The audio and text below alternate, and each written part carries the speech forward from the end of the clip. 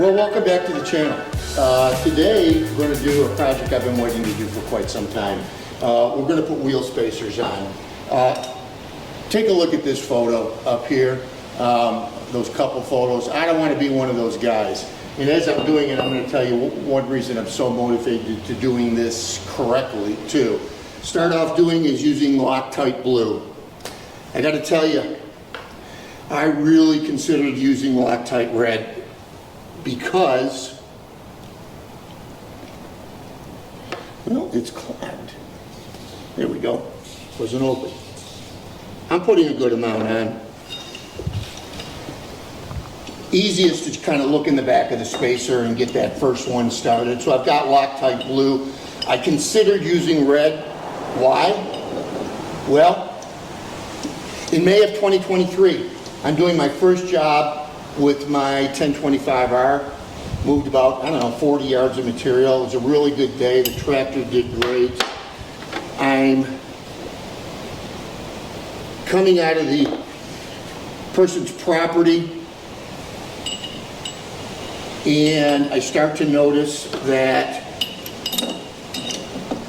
my left rear wheel is wobbling. I looked down, I thought, oh my gosh, I'm getting a flat tire. So I thought, well, I got to get this thing back on the tractor. Obviously, make sure you don't cross these things. Don't use a lot of pressure. If it's not going on smoothly, back it out, try again. What had happened was the wheel spacer bolts had backed themselves out. Now, mind you, I think I had maybe 10 hours on that tractor. Wheel spacers backed out, 2 of the bolts sheared, and it was an absolute disaster. I was 70 miles from home. I had some basic tools with me, but this is why I considered using Loctite Red on here. I'm not going to do it. I'm going to paint the back of the bolts, as I mentioned. So as far as the incident with the wheel falling off, I want to be very clear on this. I'm not blaming the spacer company or anyone.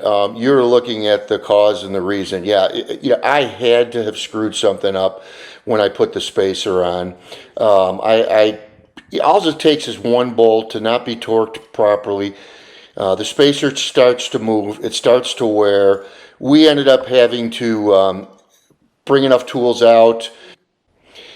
We then had to extract the bolt and retap, and then we're able to get us back together. But again, no one to blame but the guy that you're looking at in this video.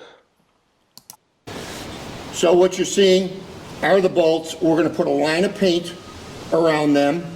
I'm going to clean off any Loctite Blue that's come through, and this is how we're going to keep an eye on them. Obviously, I'm not going to do them yet until I get them torqued down. Let's do that now.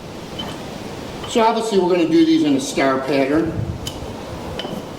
Get lined up on the bolt.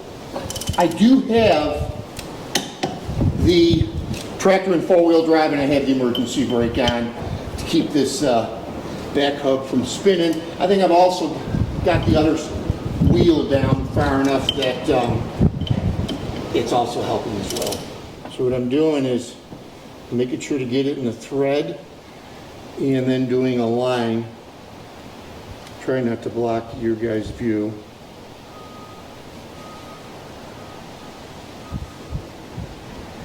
So when you peek back here, you should be able to see that line and see if it's lining up. If it's not, then you better pull your wheel off and torque everything back down. I'm going to paint these.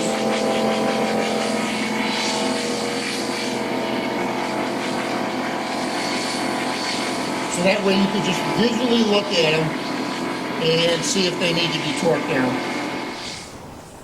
Here's the difference. This is why we did this. This is the tire with the spacer on. Take a look along the back. And again, you can see those bolts going through and our marks. Take a step back, honey, if you would, and take a look at the tire that does not have a spacer on. So, you know, obviously 3-inch spacers, we're going to increase our stance by 6 inches in total. Hey, 6 inches could keep you from going over. Let's do this tire. All right, so just going to break these loose. Well, they came out.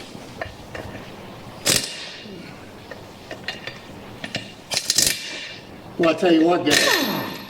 I got 11 hours on this tractor. These are loose. You know, if you look all over the internet, you will see guys complaining about wheels falling off, checking their lugs and they're extremely loose. This is critical. You gotta check these things. All right, time to torque. I have the emergency brake on. Keep the wheel from spinning.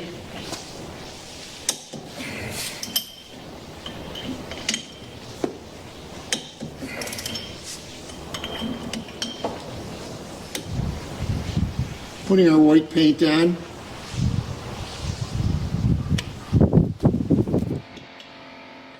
So as I torque these down, you'll see me in a minute marking each lug with paint. My plan is this, both with the wheel hubs and the spacers, if one comes loose, I'm going to put a red mark on it. I'll continue to check that to see if one particular bolt or one particular tap seems to be a problem. We'll see what we find out with that. We're done. Take a look at the distance, and if you look down this line right here to the front wheel, I am going to be adding 1.5-inch spacers. I know you can turn these, which he probably gave me about that, but then it puts the valve stem on the inside, and I'm lazy. I don't want to have to do that. A bigger stance. We're now ready for rim guard and to operate safely. Thanks for joining us.